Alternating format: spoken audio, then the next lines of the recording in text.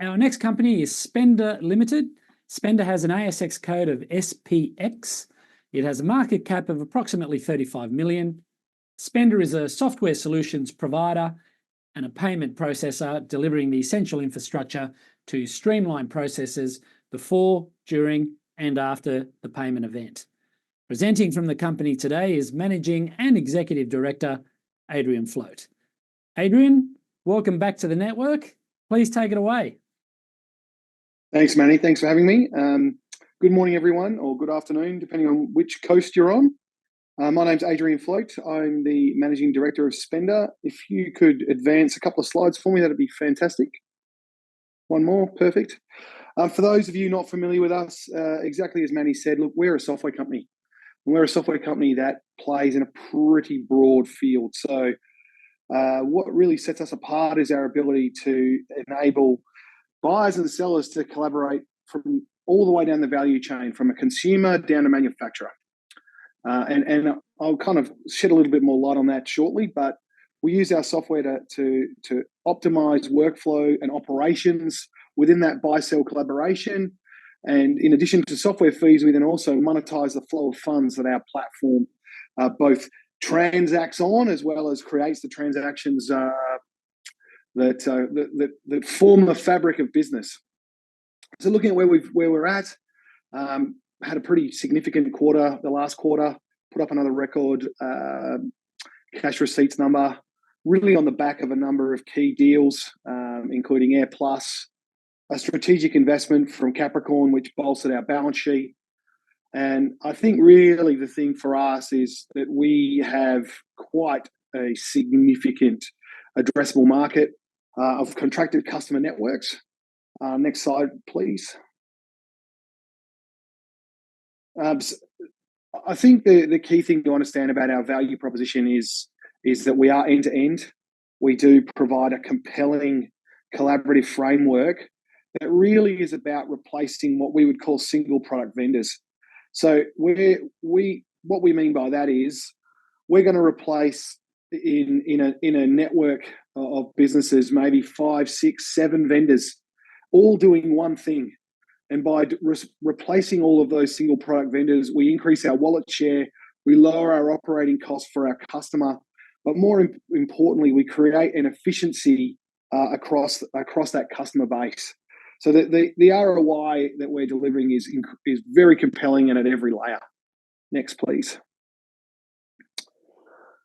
That really begins and ends in terms of our journey with the reality that we are many vendors in one. So an organization can come to us and quite often, and this is a common thread for us, leverage us to do tasks that would otherwise be beyond them because of their own internal project management. So quite often we are actually we're not just the payments company, we're the operational workflow software, we're the integration software, we're the supply chain software, we're the solution architect. We have a very broad cross-section of capabilities which our customers can leverage off to actually enhance their own operations.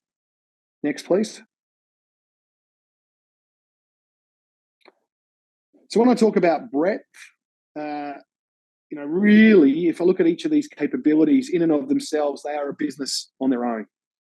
So as a standard operating environment vendor, what we're talking about is the software applications that allow a business to optimize and automate their own quote-to-pay framework.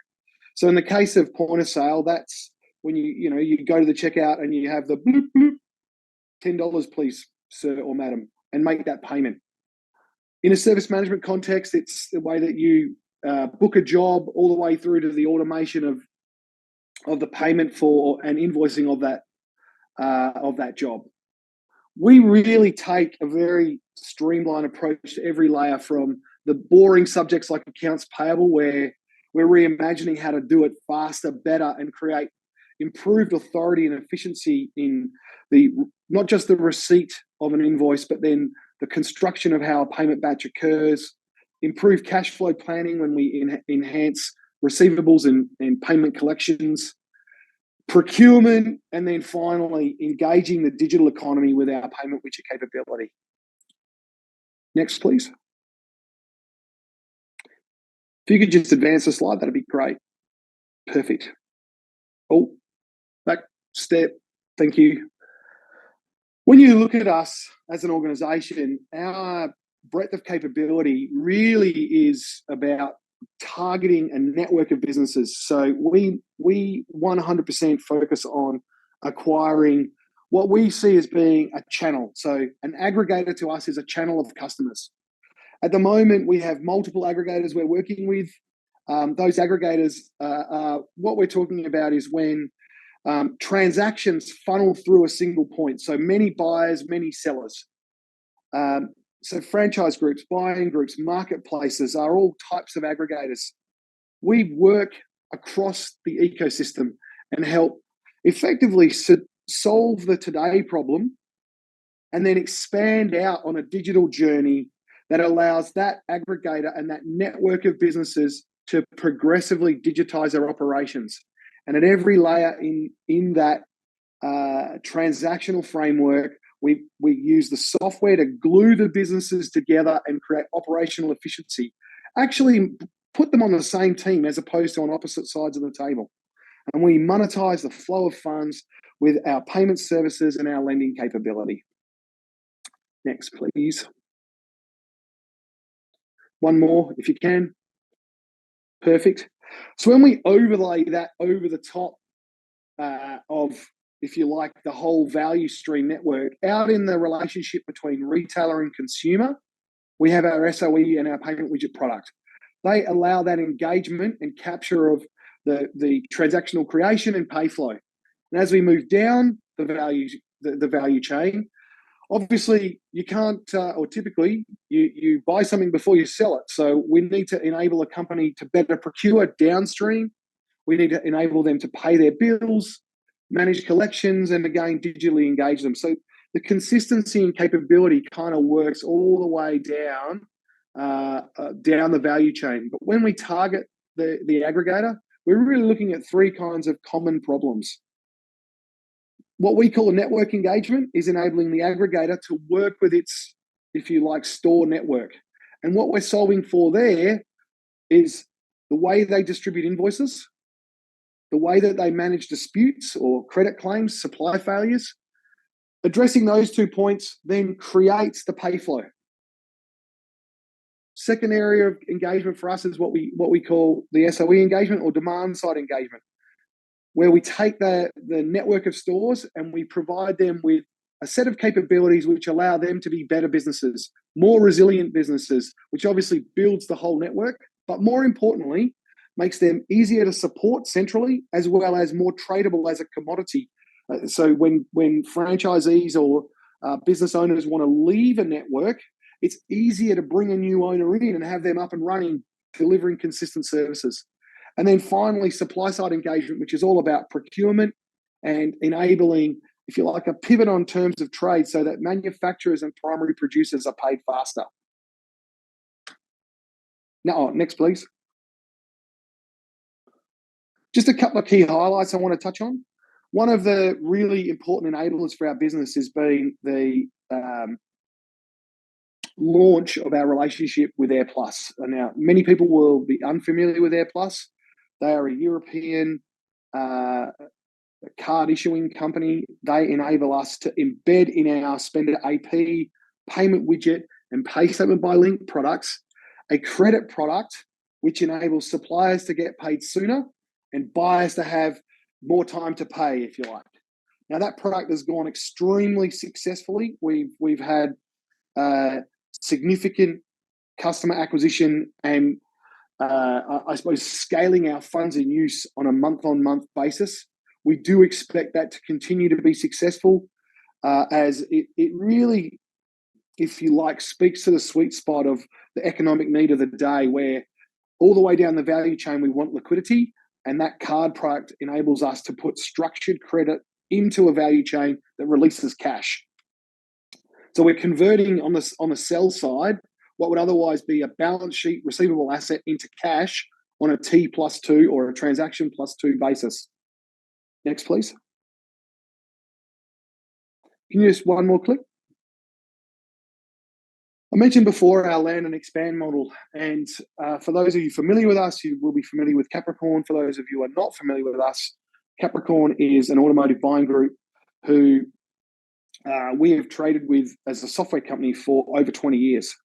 In more recent times, they made a substantial investment in us and became our largest shareholder, so about 14% of the business they bought, as well as they've contractually engaged us to solve their own, we'll call it account acceptance, between their store network of mechanics, panel beaters, specialty automotive repairers, and their wholesale supply network.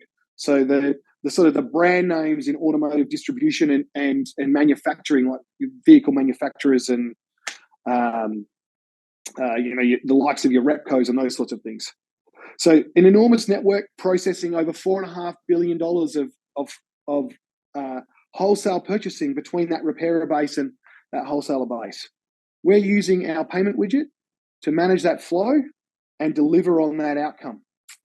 I think I've got one more slide. So just in a very condensed fashion, huge business. We've got a number of initiatives we're working with as per our land and expand model. We are working on innovations up and down their value chain that obviously we monetize in exactly the same framework as any other customer. I think that probably does me for the presentation. All right, Adrian. Thank you for that. A couple of questions for you before you head off. The first one, we've got a question that's come in just asking about what the competitive environment looks like for you. Who are your key competitors? Who's doing similar or providing similar type services, and how does Spenda's particular service compare to perhaps some of those competitors? I suppose internally we talk about being elite in every category. And I mentioned before single product vendors. We compete with single product vendors and bits of paper. So if I use SOE as an example, there's loads of point of sale vendors or loads of service management vendors. We don't sell ourselves as a point of sale vendor or a service management vendor. We sell ourselves as a platform to operate a network of businesses upon, which differentiates us substantially. You can't go and grab Shopify and roll out a network of stores. So our competitive positioning, of course, there's competitors in every category doing their own thing, but we do a lot more. And that ability to aggregate multiple services means that we're doing all the things that happen before a payment and after. We almost never have competitive tension is the short answer. We are, that is just the reality of our business. We are well designed, well architected. Our go-to-market does not have a peer. You can try and find someone that can manage a transaction from when a consumer buys something all the way through to the manufacturer that made it.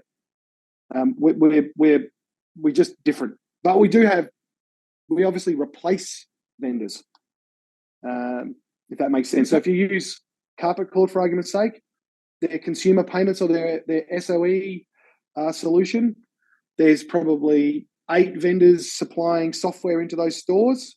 We'll displace all of those over time and become one vendor, us. There was umpteen payment vendors in there. We're now the number one payment vendor, and the same principle. We just replace over time by doing more than the competitor. Okay, understood. Let me ask you a quick question around your pipeline. Now, you've mentioned a few clients or customers that you have obviously long-term relationships with. Capricorn, you've mentioned, of course, Carpet Court. But how's that pipeline looking for new customers and new clients? Where's that growth coming from? Have you got quite a pregnant pipeline of potential customers to onboard? Mate, our pipeline, I think we've already announced this, is somewhere around 40-odd thousand businesses, maybe 45.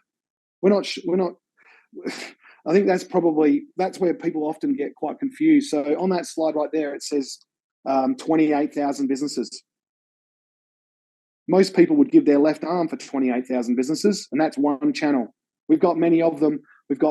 We're really at a stage now where we're acquiring channels on a systematic basis. We're getting them to a maturity point in whatever their digital capability happens to be. We internally call it unlocking the revenue gridlock, because there is that much work. It is very difficult for someone to get the capabilities that we offer, and consequently, it also requires us to be incredibly disciplined and organised in the way that we execute a project. Okay, I mean, it obviously, well, it sounds like the pipeline. There's no shortage of potential and growth to come. How is that being reflected in your revenues at the moment, and what do you expect going forward? Because it sounds like you'll have some fairly significant moves in revenue as we progress, right? It would seem pretty logical, mate. I mean, at the end of the day, look, I think Capricorn's investment is a significant endorsement of our core competency, but obviously there are multiple businesses in there. So if you look at the automotive landscape that Capricorn operates in, or the carpet landscape that Capricorn operates in, or alcohol or F&B where EBEV are, all of those landscapes are massive, but it's the fact that we're able to galvanize them together to be more efficient that gives us our revenue opportunity. Obviously, we're expecting to open up those channels faster and faster, and in some ways they take the time that they take because there's so much capability that we're unpacking that sequencing is very important. Okay. All right, Adrian. Well, thank you again for that update. We look forward to getting you back again soon to get another one. So until then, thank you and have a great weekend. Thanks very much. Thanks for having me.